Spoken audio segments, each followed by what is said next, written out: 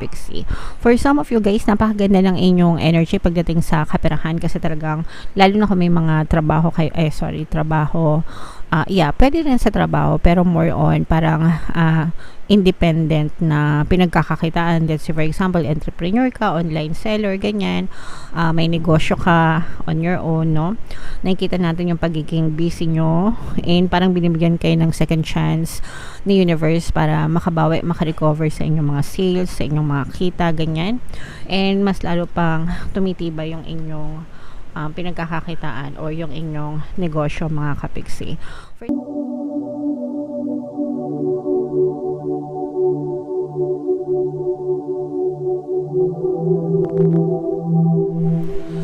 Hello guys, hello Gemini, welcome back to Pinoy Pixie Tarot. Ito ang ating monthly tarot scope para ngayong September para sa Gemini, Sun, Moon, Rising, Sign, and Venus. By the way mga kapiksi, sa dulo ng video ay magkakaroon tayo ng yes or no pick a card reading. So ito yung tarot deck na gagamitin natin mamaya. Pwede kayo magtanong ng isang tanong, answerable by yes or no. Tapos titingnan natin yung sagot ng tarot sa inyo. Okay, so sa dulo ng video yan guys, kaya make sure na tapusin nyo yung video para makarating kayo sa yes or no pick a card reading. So tingnan natin yung mga paparating sa inyo Gemini ngayong September. Be assertive. Ito yung mga mensahe sa inyo ng inyong mga gabay, mga kapiksi. We also have let go and forgiveness, mga kapiksi. So, unahin natin itong be assertive, mga kapiksi. Ito yung pagkakaroon ng kusa, mga kapiksi, no? Ibig sabihin, magkusa ka, kumilos ka, maging masipag ka, be assertive, na parang hindi ka na, wag mo nang antayan na, wag kang mag-antay lang ng grasya mula sa taas, mga kapiksi. Dapat ikaw mismo, sa sarili mo, nagkukusa ka, nagsisikap ka, nagtsatsaga ka, na alam mo yun, abutin ang iyong mga pangarap at iyong mga nais sa buhay. Syempre, sabayan mo ng pagdadasal, pero hindi lang lahat puro dasal, mga kapiksi, no? Nasa Diyos ang awa, nasa tao ang gawa. Kasabihan yan simula nung mga bata pa tayo, itinuro yan sa atin, and hindi yan kasabihan for a reason, no? Dapat we live by that kasabihan because that's the truth naman talaga, no? Kung gusto natin magkaroon ng magandang pagbabago, 'di ba? Kailangan kumilos din tayo, pero sabayan ng dasal, and most importantly, sabayan ng positibong mental diet. Kasi kung kilos ka nga ng kilos, tapos dasal ka nga ng dasal, pero ang mindset mo naman ay ubod ng negative, nakaka-cancel out lang yung iyong pagdadasal at yung pagsisipag mo, wala ka ring makikitang resulta. So yung tatlong yon guys, no? Kumilos, magdasal, and sabayan ng positibong mental diet para talagang makakita ka ng posibleng resulta ng mga bagay na nais mo sa buhay. Okay? Alright. And then, itong dalawang to guys, no, parehas tong mensahe na to. You are being advised to forgive and to let go, mga kapiksi. So, excuse me. If meron kayong mga negative na nangyari, circumstances sa buhay nyo, you have to learn to let them go. It's all in the past, mga kapiksi. Pag past na, tapos na, kaya nga past na eh, di ba? Past, it's all in the past, tapos na yun, wala na siyang bearing sa buhay mo. You're not going back to the past, no? You're heading to the future. Kaya dapat, yung past, kalimutan mo na, especially kung negative. And yung mga taong nagkasala sa'yo, nanakit sa'yo, nakagawa sa'yo ng hindi maganda, matuto kayong magpatawad kasi kayo yung magbe-benefit, hindi sila. Forgiveness is something that you should do for yourself, or that you are doing for yourself, not for them. Kapag ka nag-forgive kayo, nawawala yung mga negative emotions nyo, galit, anger, hatred, resentment, grudges. You have to let go of those negative emotions kasi nagsisilbing block siya, no? Block, pag sinabing block, balakid, no, sa buhay nyo. And kayo yung nagsasuffer pag may mga negative emotions kayo na gano'n, no? Hindi sila nagsasuffer kasi wala nga silang konsensya eh. The fact na nakasakit sila, nanakit sila, nakasakit sila, and hindi sila nagsusorry, wala talaga silang konsensya. So, ano pa yung aasahan nyo sa kanila, diba? So, wala. Sayang ang inyong mga energy na sinasayang sa kanila din. Okay? So, you have to let go of them, forgive them, and forget them as well. Or forget yung mga circumstance and then move forward para sa iyong mas masaya na future, mga kapiksi. Okay? Alright, so comment down below, Gemini, if naka-resonate kayo dyan sa mga messages na yan. Tingnan natin yung ganap sa buhay nyo. Guys, pasensya na kung naririnig nyo umaulan, umambon ngayon, no? Okay. So, shuffle natin to. Hanapin natin yung energy ng Gemini. Habang sinashuffle ko to, mga kapiksi, panoorin nyo muna itong ating video ng ating paano mag-manifest ng abundance video course. Kapiksi, sawa ka na ba sa mga struggles at hirap sa buhay mo? Masipag ka ba at masikap sa buhay ngunit hindi ka pa rin umaasenso? Ilang beses ka na bang nag-attempt magnegosyo at mag-invest pero palagi ka pa rin nalulugi? Sa pagkakataon na ito ay maaaring may subconscious beliefs ka na nagiging balakid sa iyong pag-unlad at pagyaman. Introducing, paano mag-manifest ng abundance video course. Dito ay matututunan mong ma-overcome ang mga balakid mo para tuluyan ka ng umunlad, umasenso, sumagana, maging matagumpay, successful at maswerte sa iyong kabuhayan, pera, trabaho, negosyo, salapi at kaperahan ng bonggang-bongga. Dali, mag-send na ng email sa pinoypixitaro@gmail.com at simulan na ang iyong pagyaman ngayon.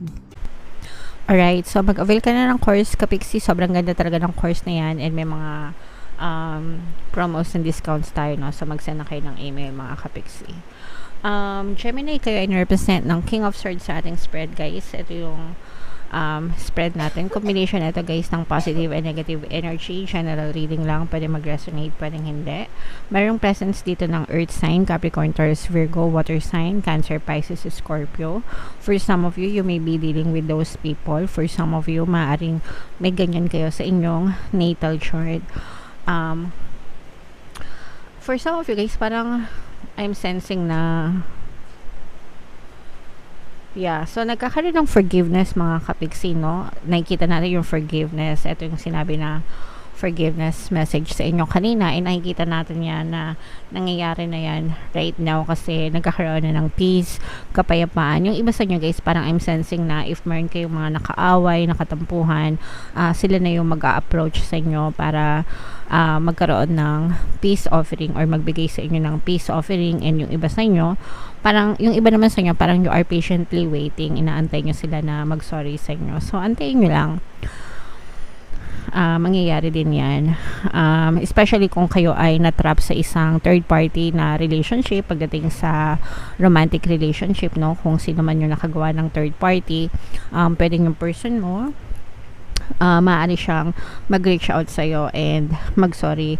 Pero ito yung naninimbang din, guys, no? Kumbaga parang yung person mo naninimbang din siya, naghahanap ng tiyempo, kumbaga, para mag-sorry sa'yo kasi parang nangingimi din siya kasi parang natatakot siya na baka mag-beast mode ka sa kanya.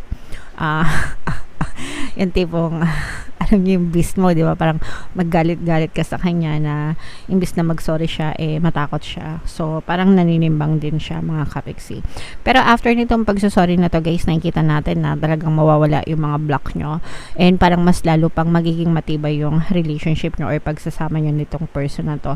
Regardless, kahit non-romantic, no? Feeling ko yung iba parang non-romantic din yung relationship kung mga kaibigan nyo to or kamag-anak, ganyan, pinsan, maaring magkaroon din ng pagbabati, and yung pagbabati na yun lalo pang mag-i-strengthen yung relationship nyo moving forward, mga kapiksi. For some of you, guys, napakaganda ng inyong energy pagdating sa kaperahan kasi talagang lalo na kung may mga trabaho kayo, pwede rin sa trabaho pero more on parang independent na pinagkakakitaan. Let's say for example, entrepreneur ka, online seller, ganyan, may negosyo ka on your own, no? Nakikita natin yung pagiging busy nyo and parang binibigyan kayo ng second chance ni universe para makabawi, makarecover sa inyong mga sales, sa inyong mga kita, ganyan, and mas lalo pang tumitibay yung inyong pinagkakakitaan o yung inyong negosyo, mga kapiksi. For some of you, may mga bagong offer din sa investment naman. And eto, nakikita natin na nagdadalawang isip ka and parang nag-hold back ka. And tama yan, guys, no? I mean, okay lang na mag-invest pero mag-ingat kasi kapag kayo ay sa maling investment yung inyong kinagat, maaari kayong ma-scam. Kaya it's very important na be careful mga kapiksi sa pag-i-invest, okay? Lalo na nowadays, sobrang dami ng scammers. Until now, marami pa rin ako nababasa sa comment section na mga nai-scam sila recently lang, no? So, mag-ingat mga kapiksi. For some of you guys, no, parang I'm sensing na kung meron kayong mga problema sa inyong relationship, kagaya nung nakita natin kanina, no, talagang unti-unting natatapos yung mga problema na yon, and parang nagbubukas siya ng panibagong pintuan. Yes, panibagong pintuan, panibagong opportunity para magkaayos, magkaroon ng spark ba? Rekindle, no? Rekindle sa inyong mga relationship, mga kapiksi. Angel number 111, check nyo yung ibig sabihin. Pero ibig sabihin yan, guys, new beginnings. So may mga bagong simula, mga bagong chapter na magsisimula sa inyong buhay, mga kapiksi. Pwedeng mga brand new ideas, pwedeng mga brand new investments, at saka bagong pag-ibig din, no? Yung iyong ma-experience ngayong September. So i-explore nyo lang, mga kapiksi, pero the fact na may mga bagong simula na dumadating sa inyo, that's something that's worth celebrating for, kasi ibig sabihin nawawala yung mga blocks nyo and nagsisimula yung mga bagong chapter ng buhay nyo. So there's ending and new beginnings. Ang pagkakaroon ng ending, ibig sabihin is pagkakaroon din ng bagong simula, bagong beginning sa buhay nyo. Alright? Okay. Pasensya na kayo sumasabit yung boses ko. Alright, so Gemini, comment down below, mga kapiksi, na if naka-resonate kayo dito sa mga message na to. Tingnan natin, ito na yung ating yes or no pick a card reading, guys, no? So shuffle ko yung cards. Habang sinashuffle ko to, itanong nyo sa isip nyo yung tanong na gusto nyong malaman for September, answerable by yes or no. And also, mga kapiksi, no, naka-flash sa screen nyo yung ating email coaching, Manifest Your Desires, using the law of attraction. If mayroon kayo mga specific na gusto nyong i-manifest sa buhay nyo, pwedeng love and relationship, money or career, pwede kayo magpabook ng coaching session with me, guys. So mag-email lang kayo na sa pinaypixietarot@gmail.com. Alright, so hinga ng malalim, mga kapiksi.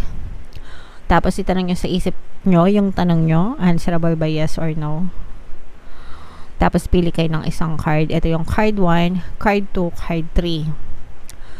Kung card 1 ang napili nyo, ang sagot sa tanong nyo ay yes. Kung card 2 ang napili nyo, ang sagot sa tanong nyo ay no. Kung card 3 ang napili nyo, ang sagot sa tanong nyo ay yes. Alright? So, comment down below, mga kapiksi, if naka-resonate kayo sa mga messages para sa inyo. Ito yung ating timeless reading, guys, no? Past, present, future. Kung hindi nyo ba napapanood, panoorin nyo na. And ito naman yung ating success stories ng paano mag-manifest ng abundance video course. Thank you for liking, sharing, and subscribing, mga kapiksi, and see you again next time. I love you all, guys. Have a nice day. Bye-bye.